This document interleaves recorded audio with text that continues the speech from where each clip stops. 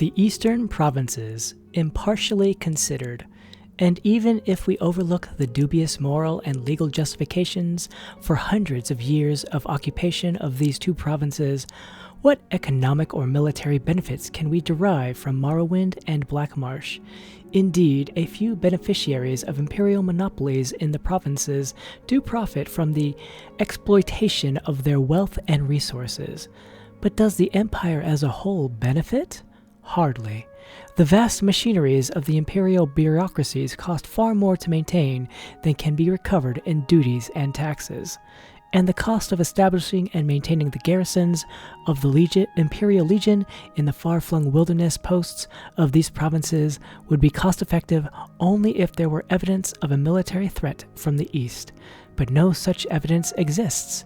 No army of Morrowind or Blackmarsh has ever threatened the security of any other imperial province, let alone the security of Cyrodiil itself. In fact, a great threat to imperial security lies in the idle legions that the taxpayer spends thousands of drakes to support.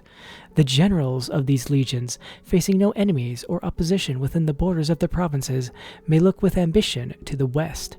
With their loyal veteran troops and coffers fattened by friendly monopolists, they become unpredictable political factors in the uncertainties surrounding the imperial succession.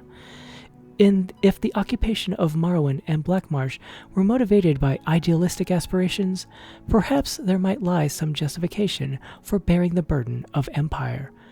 But, considering the shame of the Empire's mute acceptance to the unspeakable practice of slavery in Morrowind, instead of using our Imperial legions to free the wretched Khajiit and Argonian slaves from their Dark Elf masters, we pay our troopers to protect the indefensible institution of slavery.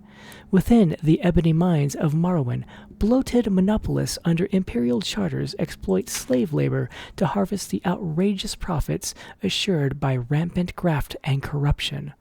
Consider the colossal arrogance of our proposition to bring peace and enlightenment to the East, when in fact we have only brought our armies into lands who have never threatened us, and when we have only exploited the most shameful and evil practices we have found in Morrowind and Blackmarsh simply to enrich the friends and flatterers of the imperial family.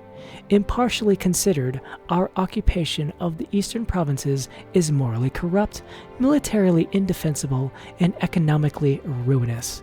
The only conclusion is that we should disband the Eastern legions, withdraw the imperial bureaucracies and monopolists from the East, and give these ancient lands and peoples their freedom.